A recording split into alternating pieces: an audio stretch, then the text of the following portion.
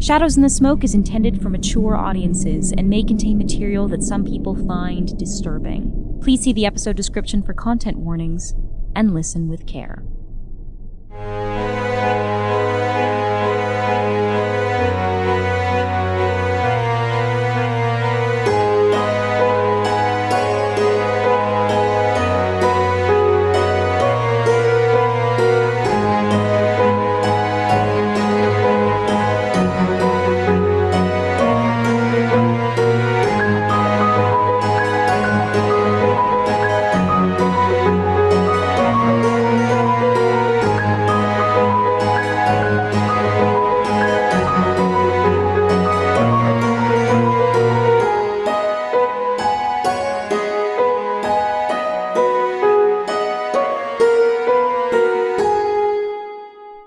Evening, hunters. Today's episode is a little unusual. We're not beginning in the day. We're not even beginning in a true cycle of play. We're having the holiday party that you all won as part of the Nutcracker threat. Party! Yay! You deserve a little treat. Maisie gets absolutely hammered. I got the ambrosia for you, dog. Let's drink. Let's be honest. Things have been pretty chaotic the last several cycles. I think we all need a moment just to relax, if it's possible for hunters of Hargrave House to relax. Tell me how it is you've decorated your home as you await the arrival of your guests. Hutchinson has strewn star-spangled bunting as if it were the 4th of July all over the front porch of Hargrave House and under every windowsill. Oh, God. So that the outside is a garish red, white, and blue. Maisie's leaning into the human way of celebrating this season, so there's a lot of tinsel. There's somehow a Christmas tree has been brought into the house. Who knows where that came from? Oh, more than one. More than one. Burnham One has come to Dunsinane. One of them is covered in, like, seaweed and shells and whatnot, but that one is, like, up in the hallway next to her room, just to sort of keep for her. I love a theme tree. Mm-hmm.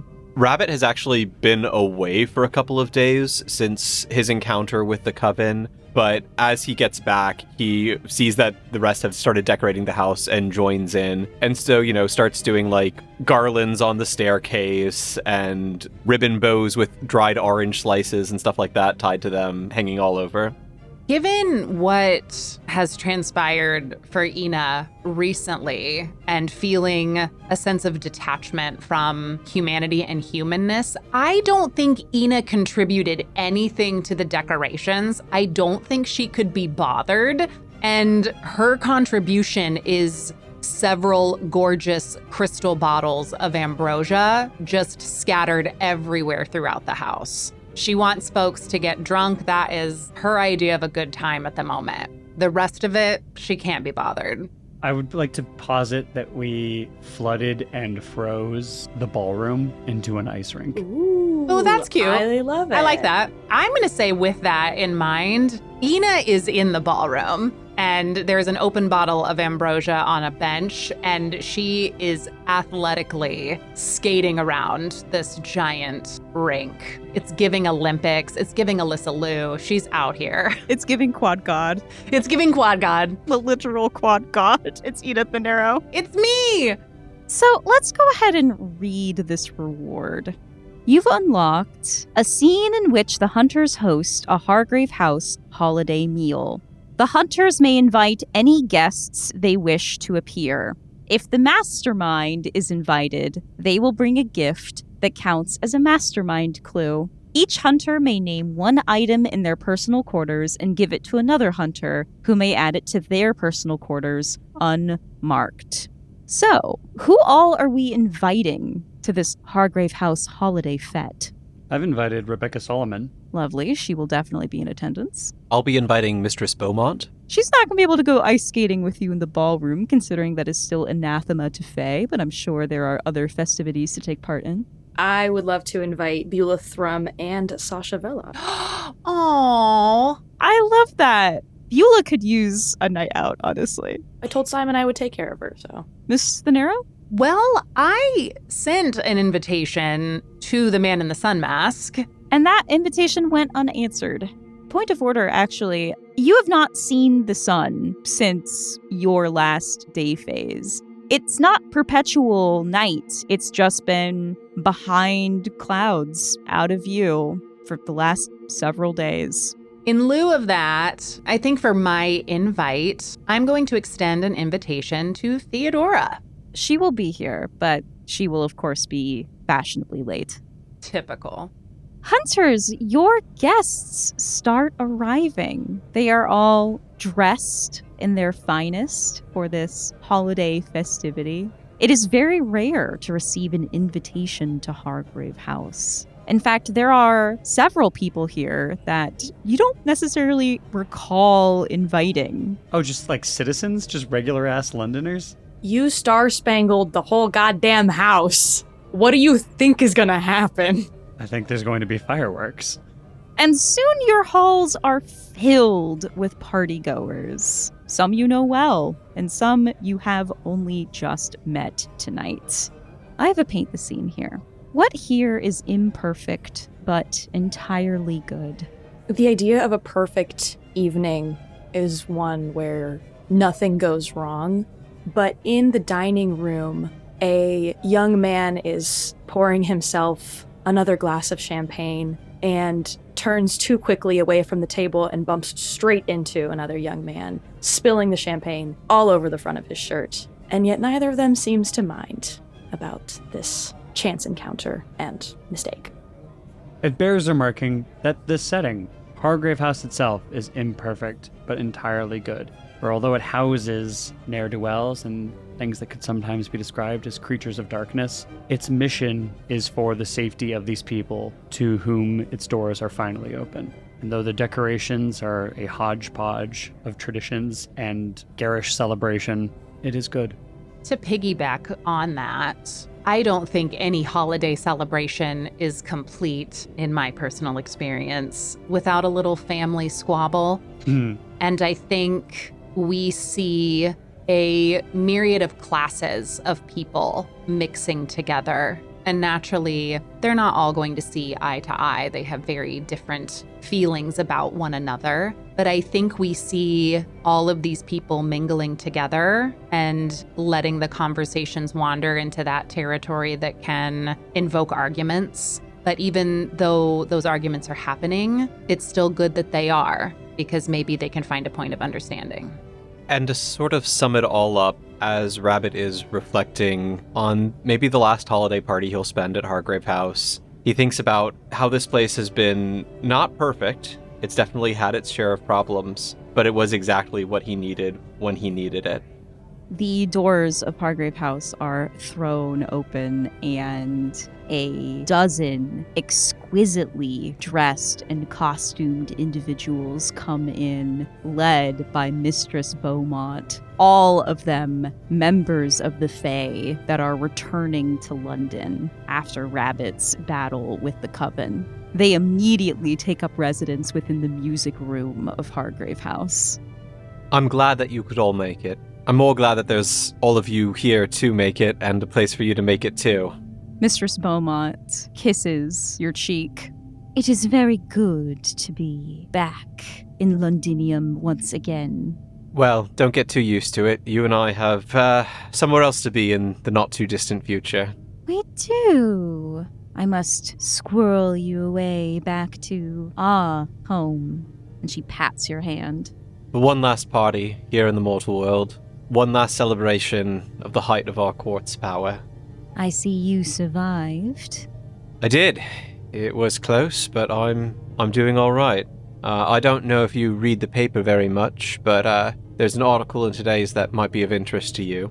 Oh? Rabbit hands her a copy of the Telegraph, folded not to the front page, but several pages in, where a small article says, Hearn's Oak at Frogmore House, struck by freak lightning storm, burned down. A bit of an extracurricular I was on. I see. I trust you will tell me the significance of such an event. Oh yes, gladly. We'll have plenty of times to swap stories on our travels. I like to imagine there's two pixies just going like ham on the piano right now. Just like bouncing up and down. They're doing the big scene. Yeah. Somewhere between the big scene and the scene from Who Framed Roger Rabbit with The dueling pianist. the dueling pianos, yeah. Will you miss London when I take you away? I suppose so. But, that's part of life, isn't it? Nothing stays the same forever. Change is inevitable. I figure in this instance, I'm better off leaning into it than trying to fight it. Ms. Douglas, Sasha Delov is a gifted ballet dancer, but he is a god on the ice rink. Yay! Oh my god, I love that so much. Maisie has never ice skated before in her life, so she is marveling at the way in which he moves and he glides across the ice. She is standing so precariously, hands, arms fully out, trying to keep her balance at this thing she's never done. All right, Sasha, how do I move forward? You just move your feet, miss. I think Ina comes and does like a full circle around them and just blows Maisie a little kiss and takes off on a jump. All right, we all get it. You're good at sports. I'm good at everything, darling. How's the ballet going? She's taking very cautious little slidey short steps. It's going quite well, miss. It's been a bit of a restructuring period. Oh? That is what our new artistic director says. After your last performance, miss, we never saw Zelia Gagnon again. Wow, that's odd. Perhaps she saw my talent and realized that I was the best she was ever going to teach. Or perhaps she saw me as lead mouse and thought that she could not do any better. When you said you had the ballroom, I did not know it would be on ice. Well, it normally isn't. This is a special occasion. We flooded it and froze it just for this. Usually it is floor and you can dance. This is a different kind of dance, so it's technically still a ballroom, I suppose. It is very impressive. Well, thank you. I'm glad that you could come to Hargrave House. I told you were welcome anytime, so thanks for coming. Ms. Douglas, as you take another couple cautious skates forward and start to stumble, you are caught by Viz Beulah Thrum, who catches your hand and pulls you back to standing. Beulah, I didn't know you were here. Well, you did invite me, Miss Douglas. Of course, I knew you were coming. I just did not know that you were here yet, I suppose. How very nice of all of Hargrave House to leave some ice skates. Had I known that skating would have been on the docket, I would have brought my own. Why is everyone so adept at skating? Why? It's quite a fun thing to do when it's cold out. And she links her arm with you as she starts gently pulling you around the ballroom. Also a nice way for us ladies to get close to someone with a good excuse. Is this your excuse to get close to me? We are friends, are we not? I do not need an excuse to skate with a friend. Very true. I pull her off to a corner of the ice where there are fewer people around. I have something I need to tell you, and it may sound odd. Oh, all right. Do you believe in spirits? Why, I believe so. I believe that there must be something of the soul of the spirit that is left after the body dies. I was visited by Simon. Oh, she says, and for the first time you see a little bit of her merriment crack. Oh, how was he? He was well, and he wished me to extend to you that he misses you very much, and that he wanted me to make sure you were all right. Oh, my Simon's still fussing about me. That is good. I'm sorry he was taken from you. It was horrible. This beast coming out of the water. I've never seen anything like it. All of these tentacles, all of these... I don't know. I've never seen such an animal like that. That tickles a spot in Maisie's brain. I don't mean to ask you to relive that moment. Did it look like a horse, but very, very wrong? Now that you mention it, I suppose so, yes. Though with 8 legs. I have seen the same creature. It is truly monstrous. It was threatening to pull a young girl into the water, and then I came in to rescue her, and then poor Simon got caught in the fray. I am so sorry. I truly, truly am. Let us not speak of it anymore, and let us enjoy today. Yes, you are very wise, Miss Douglas. Thank you for telling me about my Simon. If you ever wish, I am practicing my skills of communing with the other world. I'm not very good at it yet, so I haven't learned to find exactly who I'm looking for. But if there is ever a time that you wished to speak with Simon, I would be happy to try and assist. Thank you, Miss Douglas.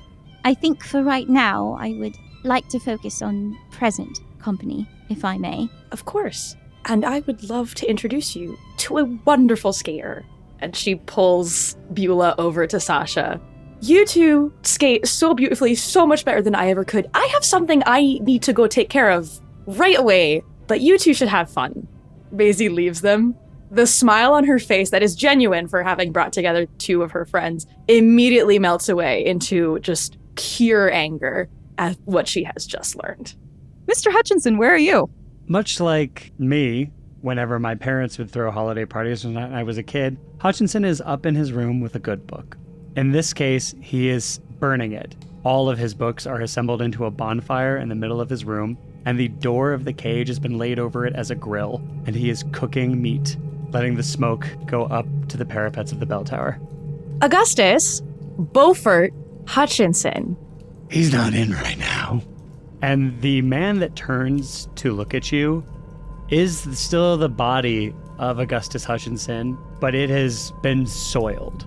One eye is missing, and over it is tied the silk handkerchief that used to belong to his father. The other is affixed with Richard Harlow's monocle in honor of the occasion. His suit is coated in brown, dried blood and looks like it has not been removed in the weeks since last you saw him. He has grown a beard, is not shaved at all, and has put on weight. A pot belly is beginning to push against the buttons of his coat. And at the end of our last session, I was told to find a holy symbol of Mach, but we never established what it is. Affixed to his right arm, where once his hand was, is a flesh hook that has been tied there with cord. Whoa, whoa, whoa. You cut off your arm? Just the hand. Oh, Jesus Christ. So we're doing a costume party, are we? Well, allow me to join in. Maisie's eyes roll over black, her claws sharpen, and her teeth start to elongate as well. So I've just learned some very pleasant news. That someone in this room, namely you, killed Simon Piedmont. Name doesn't ring a bell. Allow me to remind you. Maisie steps up and just grabs him by the face. He wouldn't allow that. Okay. As he comes up, he swings the hook at you and assumes a defensive, animalistic position. Ah, other side of the flames, little one. Hutchinson feels that you ought to be protected, but I'm very hungry. Yeah, that seems to be your MO. Simon Piedmont was a friend. You had a lot of friends, haven't you? But keep an eye on them while you still got them, because they're looking plump. What is happening to you? My cork's been unstoppered. The man that I've been put inside can't contain me anymore. The purpose is driving now, little sea pig. Maisie doesn't say anything to that, because this thing is not to be reasoned with. This thing is not her friend, and she leaves. He thunks the meat hook into a piece of something and lifts it up and holds it to her. Do you want a snack for the road? I want nothing from you. Happy Independence Day. He tears into it and lets the blood soak down his beard. She goes, namely to find Ina. Where do we find Miss Thin Arrow?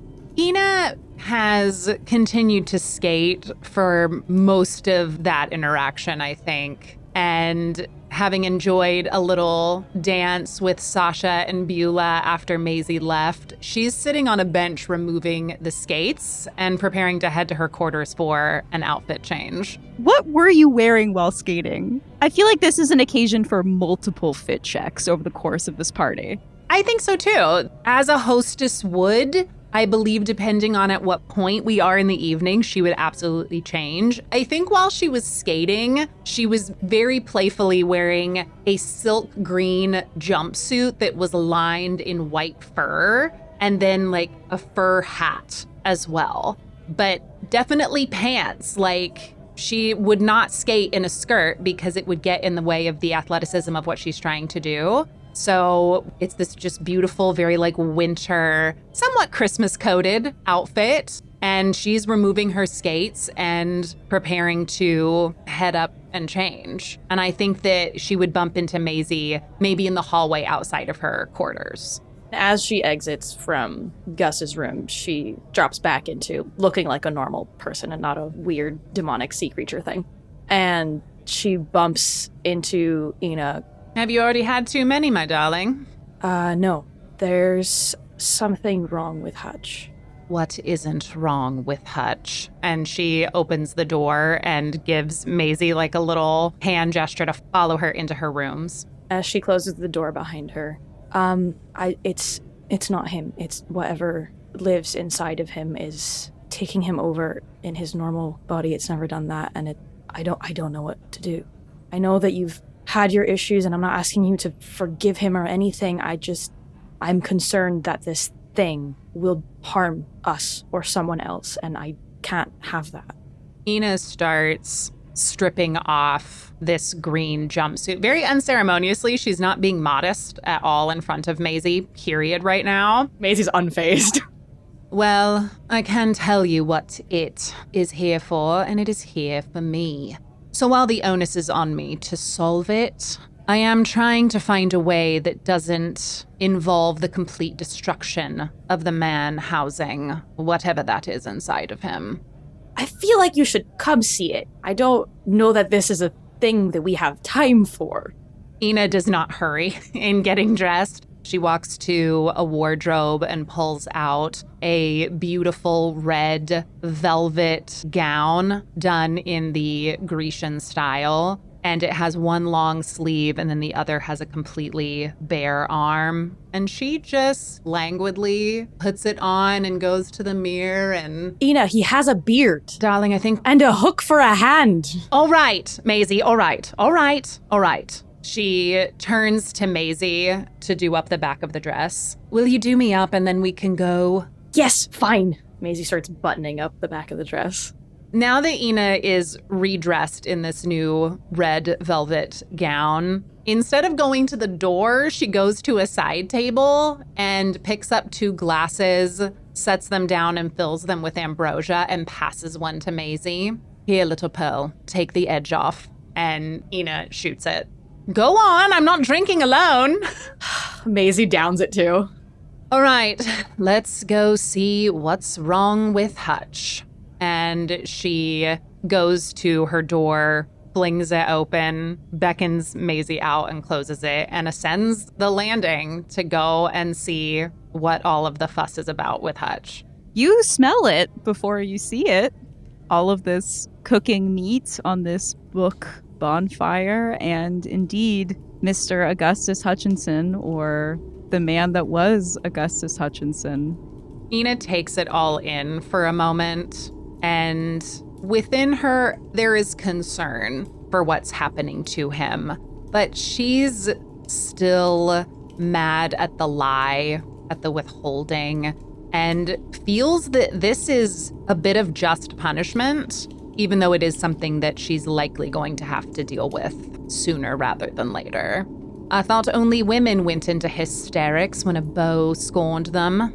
Well, if it isn't the jammiest bit of jam at Hargrave House, I'd hardly call this hysterical. I think I'm finally giving in to Hutchinson's needs. You haven't the slightest idea what he needs. Oh, but I do. He's screaming right now. He needs you to go. I've wanted you for a long time. It was only his soul kept me from chomping down on you. But you destroyed that. Left an empty vessel for me to fill, and as soon as the body matches the will, he licks his teeth, he'll get his just desserts. Ina looks this person, part creature, up and down, takes in all of the self-inflicted destruction. You might think you're getting what you want, but at the end of the day, you're just a puppet, someone else pulling your strings. And once your purpose has been served, I can't imagine you're very long for this world. I don't need to be. I don't fear death. I am purpose. Everybody's coming in here bitching about fulfilling their needs. People hurtle around puppet like it's some sort of insult. It's comforting to know what you were put on this earth to do. That fishmonger over there ached after that woman, and I helped remove the only obstacle between her and what she wanted. Her heart's desire's downstairs now. I can smell her. And ain't no beau standing in her way. He walks along the other side of the fire toward Ina. So why don't you tell me what it is you want, and I'll see if I can't get it for you as a parting gift. There's nothing that I want from you. I simply want your master. He's coming, and he is gonna be coming hard for you. But while we're on the subject of gifts, there is one last little remnant old Gussie wanted you to have. And he kicks over the box. Ina looks down at it. A token. She reaches down and picks it up and opens it. And inside, there is nothing. That's what you made him into, and it's all that you deserve. And the creature spits at you. Normally, a slight like this would absolutely merit instant retribution. But given that we have a house full of, as you've been saying, Kim, looky-loos, now is not the time. She reaches into a pocket and pulls out a lace handkerchief and delicately starts to wipe the spit off of her face. You'll pay for that. We'll see. Hungry? No, I'm quite full. Me too. Do give my regards to your brother when next time you see him.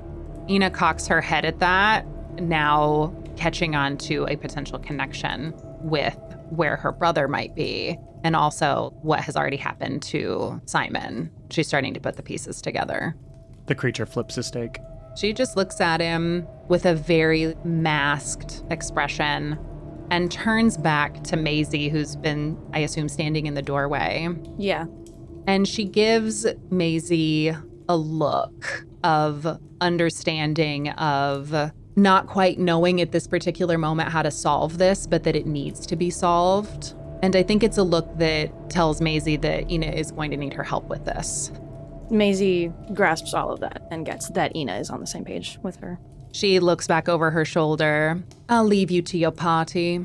Do try and not terrorize the guests, though. They're here for an enjoyable evening, not a monster. And she leaves and walks down the stairs. Ina, wait. She does not turn around. Maisie is still in the doorway and hasn't stopped looking at him. Is that really him? There was a moment where you see his eye changes, and then it flashes just as quickly back. Sorry, just a bit of indigestion.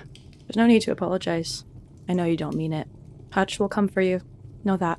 And she turns and closes the door and runs to her room to write out a sign that says, off limits unless you really want to die, and just affixes that to Hutchinson's door.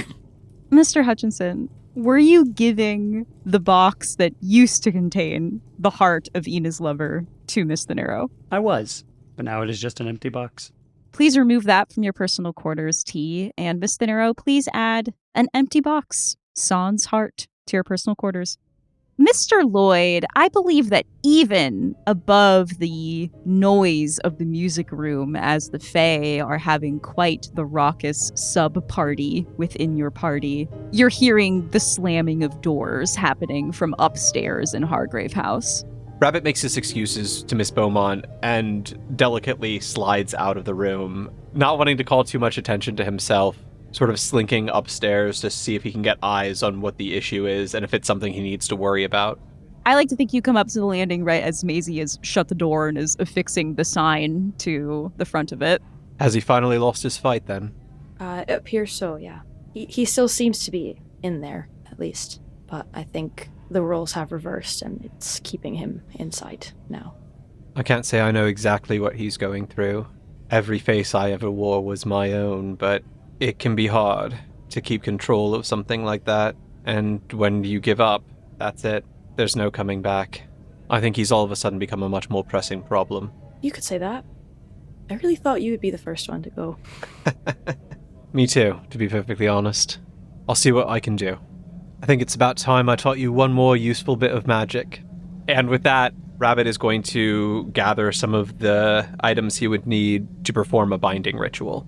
Maisie comes along and assists. What all is required? Well, given that this is technically falls under rites of salt and smoke, a sacrifice is one thing that will be needed. But other than that, Rabbit takes a small bag of sand, draws a line in front of the door to Hutchinson's room with it. Sometimes, if you really want the magic to work properly, it's better to use your own blood. And he hands a knife to Maisie. Just a drop will do. She slices open her palm. Whoa, okay. Squeeze it onto the sand. Great. Okay, and Rabbit pulls her hand back and instantly pulls out a clean rag and, like, bandages the hand up. Don't give too much of yourself if you don't have to.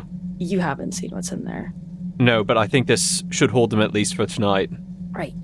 So just a clarification question for all of us here. I realize I did not have you roll Rites of Salt and Smoke, but still, what was the effect you were going for, Mr. Lloyd and Ms. Douglas? Trap a specific person or creature, and in this case, I'm not sure which of those I'm trapping, but, Creature. It's a creature. I can confirm that. All right. I have a little bit of a gift for you. Seemed seasonably appropriate, and, well, I won't have much use for it anymore. I am naming the last thing in my witch's cupboard as Rabbit pulls out his carpet bag that he has carried with him this whole time and hands it to Maisie. The woman who raised me, who taught me magic, who loved me, gave me this. I've always found that it's had what I needed in it when I needed it, and I hope it can be the same thing for you. So if you would like to add Rabbit's carpet bag of tricks to your personal quarters. Maisie takes the carpet bag. The smell of just old fabric is very comforting, and it reminds her of Rabbit. And she's like, I had a gift for you. It's not as nice as this, but please just come with me. She, like, drags you to her room, and she goes to her bookshelf, and she takes her conch shell off the shelf and gives it to you. So it will sound like the ocean anywhere all the time, and sometimes when you're gone, I will go and I will scream at the ocean, and maybe you'll hear me. I don't know how effective it will be at communication, but we could try. Honestly, the way things work in the other realm may be more effective than you think. Good. I don't want to fully lose contact with you once you're gone. I don't know if I can write letters across the wherever. I don't understand exactly where you're going, but I don't know if they have mailmen. There'll be ways for you to contact me. Me contacting you might be a bit harder, but I'll do my best. Good. Okay. I need to not cry. It's a party.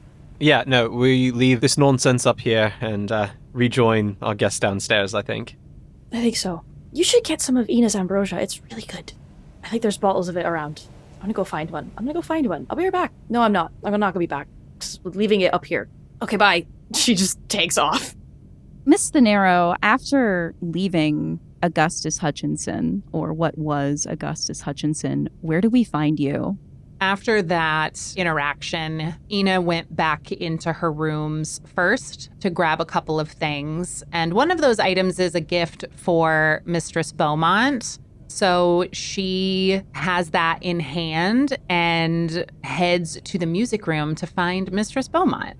You find her seated on a very plush chair and enjoying this impromptu concert being performed by various members of the Fae courts. Well, isn't this lovely?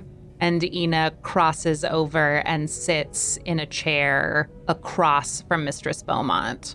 My kind have much to celebrate as of late. It is our homecoming to London. Well, we are certainly glad that you were able to rejoin us unscathed. Whatever our Mr. Lloyd did, it seems to have worked. Ina smiles a little bit, knowing her hand in that. Yes, he is a man of many talents, and a great shot. Oh yes, very many talents, she says with a hint of a smile. Ina smiles back, given that they had drunken breakup night not too long ago. She gets it. She knows what's been going on. Well, I've brought you a little something. Look at you. It's rare for a host to give a guest a gift, but I will allow it. May I? Of course. And she passes over a small box that is wrapped in cloth that looks like starlight. Very fine. I almost hate to tear it open. But she does. And inside, there are 2 sets of needlepoint supplies, accompanied by a very intricate pattern. Is the pattern the same on both hoops? It is. What is the pattern? The pattern is a very intricate olive tree with a spider web up in the branches. It's lovely. I thought maybe if you had time this evening, we could do a bit of it together. See how far each of us can get. She has already threaded 2 needles and hands you one of them. Ina takes the proffered needle, grabs her own hoop, gives Miss Beaumont a wink, and starts sewing. And I think that's how you and Mistress Beaumont spend the better part of an hour, is just sitting and listening to music and quietly embroidering together. Not a contest for once, just a act between, dare I say, friends. I think given everything that has transpired, that's a fair statement. I love that. Some time passes, and Mr. Hutchinson, you hear a soft knock at your door. Who is it? It's Rebecca Solomon. Oh, hello, you basket of oranges, you. I had heard that you were indisposed. Yes, I'm a bit poked up about it, but I believe I did overdo it powdering my hair this afternoon, and, well, I'm afraid I'm not feeling quite up to dick. I would come in, but it seems as though you are... She gives a cautious look to the line of sand in front of your door. In for the night. The truth is, you see, that Miss Thanero and I had a damned good swine-up, and, well, it seems she bound me here. That's what I get for making baskets with powerful women. I'd backsling it, but I'm afraid I've only got the one door in and out. If you could do me a favor and just open it up for me, I'll explain everything right away. Rebecca Solomon, no stranger to the demonically possessed, does not move to break the line in front of your door. There's a push against it. Come now, Becky dear. John, you don't quite sound yourself. Well, I haven't quite been feeling myself, but I figured in the spirit of this green and pleasant land in which I find myself, I might as well embrace the local customs. And who are you today, Mr. John? Well, just that, aren't I? Mr. John. I think that's very appropriate. I'm afraid brandishing my Christian name, if you'll forgive the expression, has earned me the attention of a Yankee Blue Bottle, and I'd just as soon return to anonymity. Thus the affectation of my dialect and the return to an old name. I can explain everything. Just open up and please, let's have a drink about it. I don't think I should, old friend. Why is that? You wouldn't suspect your old friend, Mr. John, of holding a candle to the devil, would you? I'm not keeping kosher these days, but I assure you, I'm still my jolly old self. Oh, I'm sure, but perhaps it's best that you lie down. Maybe we speak later, perhaps tomorrow. It is a very lovely party. I'm sorry you're missing it. There is the thunk of something metal into the wood frame of the door. Open the door, you Nicky meter, or I'll eat your throat. I don't think so, old friend. And she lays a hand on the door, a bit sadly. You were making such progress. And then she walks away. Rebecca! Becky! Rebecca, come here, Solomon! And the door is wrenched aside, a hole torn in the door with a meat hook, and he presses his one good eye up to it, watching her go. Some more time passes. The party rages on. Mr. Hutchinson just rages. When the front doors are opened by a man in sapphire blue livery, and crossing the threshold of Hargrave House is Mrs. Theodora Brathwaite, exquisitely dressed, beautifully coiffed, and carrying several packages in her arms. Ina has taken a small break from the needlepoint, opting to go around the party and play hostess for a moment. And I believe she's talking to Maricat about refreshing the food table when Theodora and her henchmen walk in. Following behind her are several footmen, also in sapphire blue livery. Well, I suppose someone decided to make an entrance. And without welcoming her, she pours herself another cup of ambrosia. Mrs. Brathwaite clocks the glass, says nothing. I do believe it is important to make an entrance. What is the point of arriving at a party before anyone important sees you? Late is better. Ina takes a sip of the ambrosia and just chuckles to herself. Well, I suppose better late than never. Although never would have been a good option too. And tell me, how many glasses of that have you drunk, our dear hostess? As much as I please. It is my ambrosia. And where are the rest of your roommates? My companions are out and about enjoying the party, entertaining our various guests as good hosts do.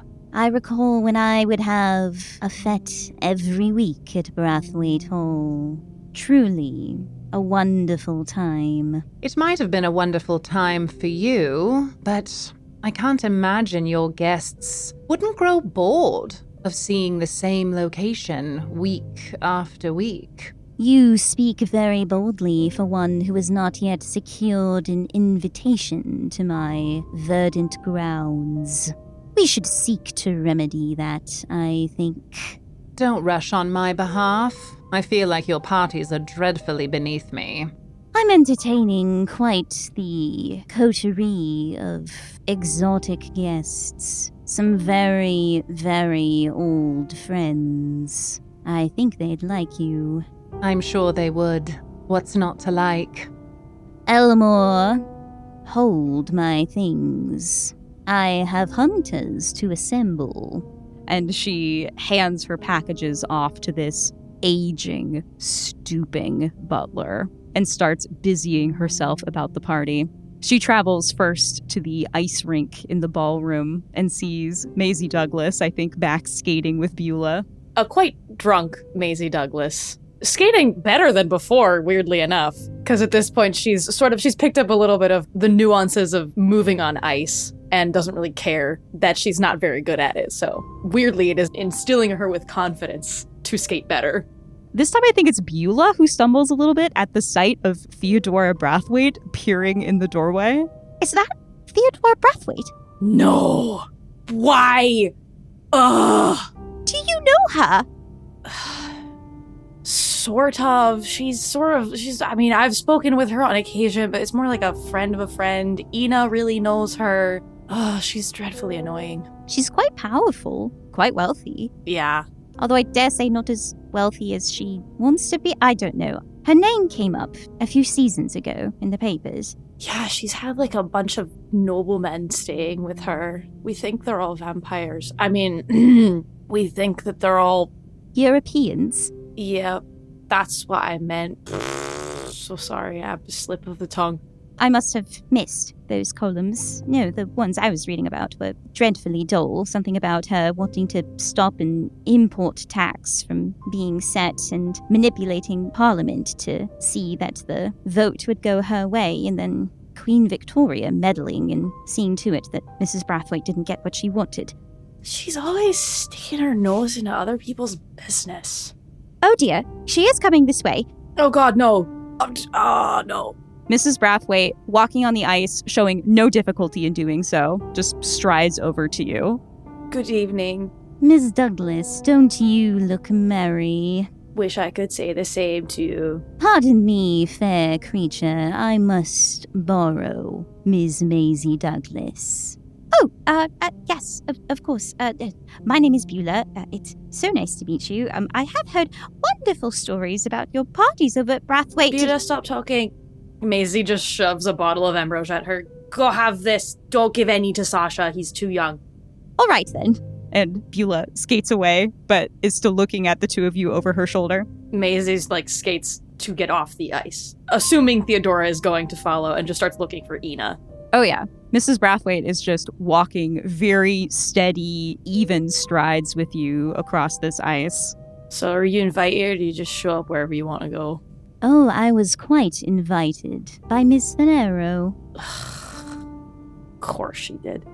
Please gather in the foyer.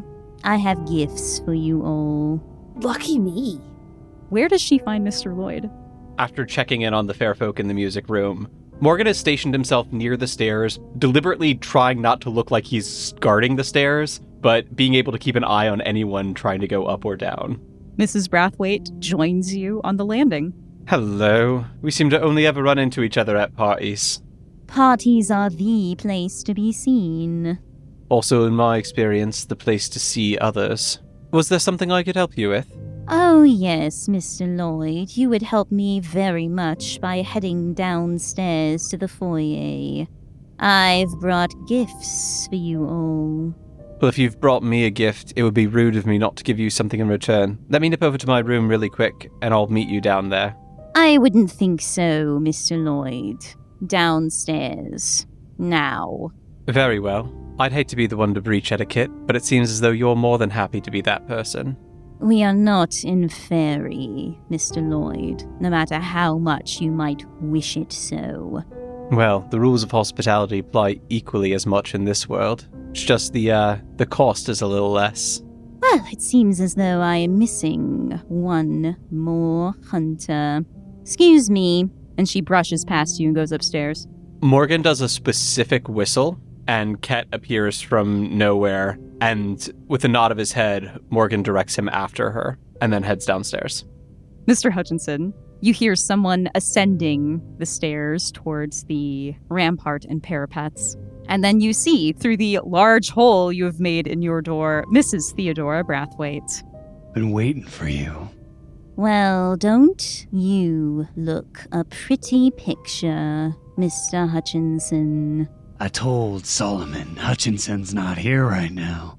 Well, whoever you are, your presence is requested downstairs. And with a quick movement, she strikes the heel of her boot against the line of sand in front of your door. Well, looks like my ship's come in. And he presses through the gap he has gashed in the door. Ladies first.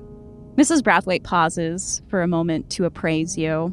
There's a broad, wicked smile on her face. This has pleased her. Do I got something on my cheek? I scratch at it with the hook. Yes, you will do quite nicely. Quick, downstairs with you.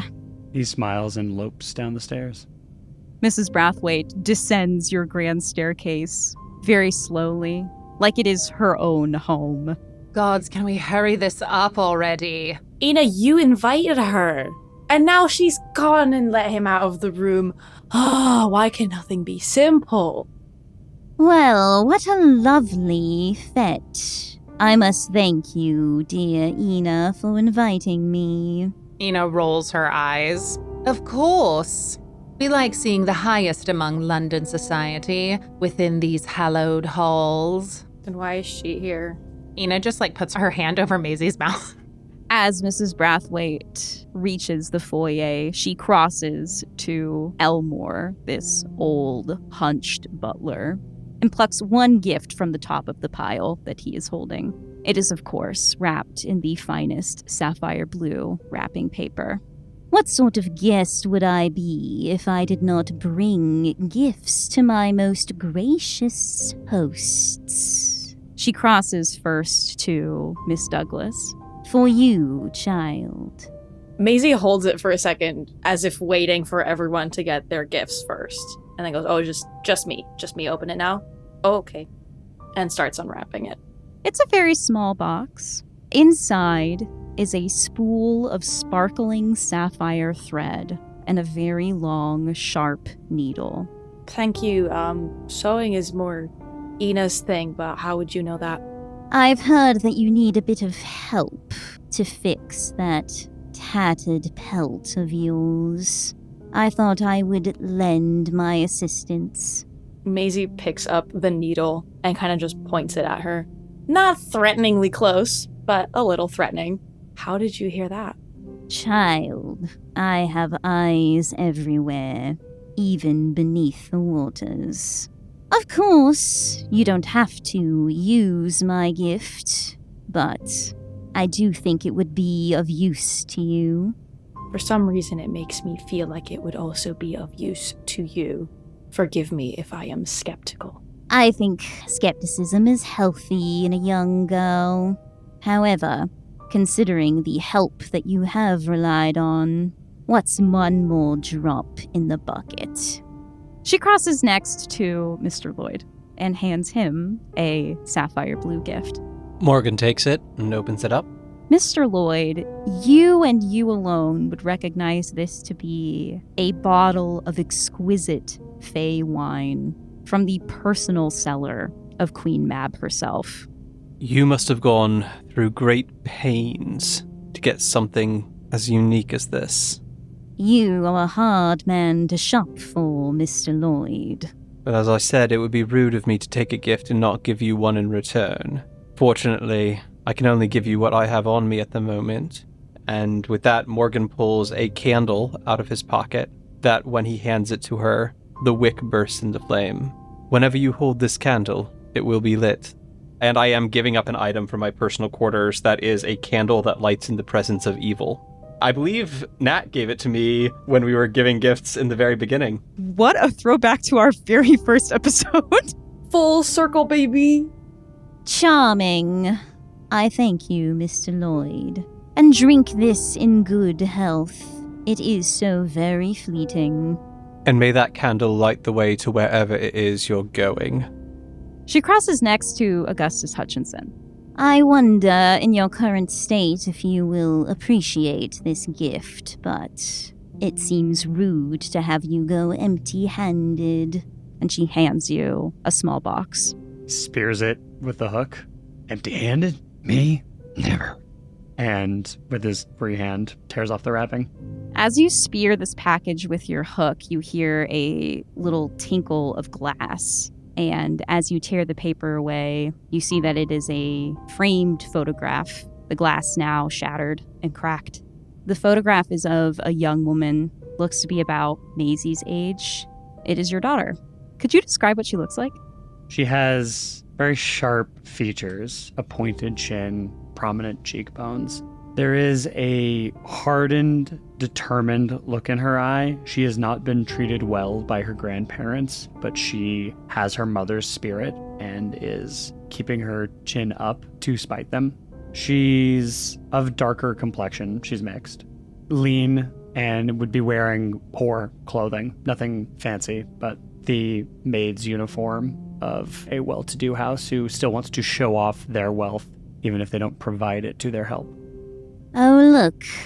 You broke it. Long time ago. And out of his one good eye, the creature, Hutchinson, whoever this is, begins streaming tears. And finally, for the fairest hostess. She hands you a box. I had quite the find in the Americas. Found a veritable city of the stuff. I thought I could give you a small piece. Open it. Ina looks at the box and then looks back at Theodora and just holds eye contact as she slowly pulls the ribbon from the box and opens the lid. Inside is a golden apple. Ina finally looks down, sees what's in the box, and giving nothing away, puts the lid back on it.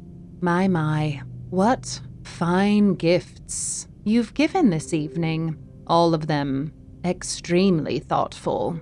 I've gotten something for you. Oh?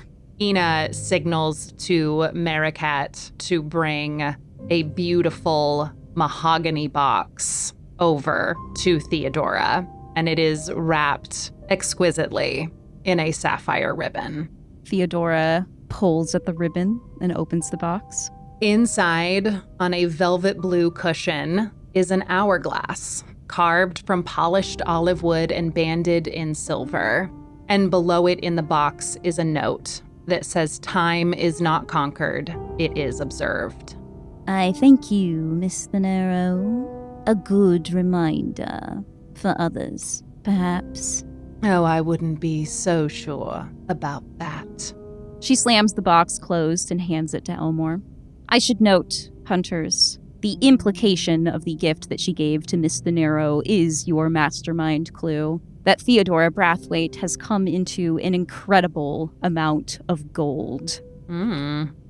It really is a very fine house, she says as she walks the perimeter of the foyer, appraising it. I will so hate to see it destroyed, but alas, such things must be done.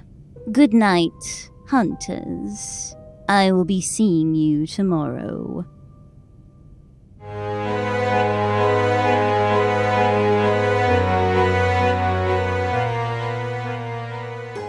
Shadows in the Smoke is a Kitten Marlowe production. This episode was edited and produced by Kim Dalton and featured a theme song by Jake Pierle. You can find out more about us by visiting kittenmarlowe.com, signing up for our newsletter, or following us on socials. For Discord access, an exclusive behind-the-scenes show, and more, visit patreon.com/kittenmarlowe and join sexy singles in your area, our Kitten Marlowe patrons, in supporting artist-driven storytelling. Thanks for listening.